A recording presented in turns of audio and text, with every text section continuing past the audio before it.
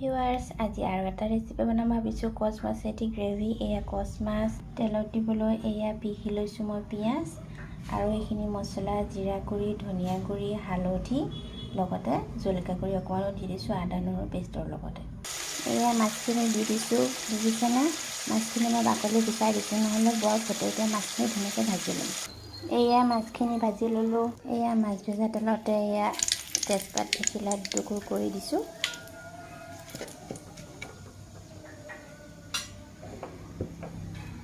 তেজপাতখিনি ৰঙচুৱা হোৱাত এয়া পিহি লোৱা পিঁয়াজখিনি দি দিছোঁ। এইফালে আগতে এয়া যোগাৰ কৰি থোৱা মছলাখিনি দি দিম। এয়া দি দিলোঁ। এইখিনি ভালকৈ মছলাখিনি অকণ ভাজা কৰিম। লগতে দিছোঁ এটা বিলাহী।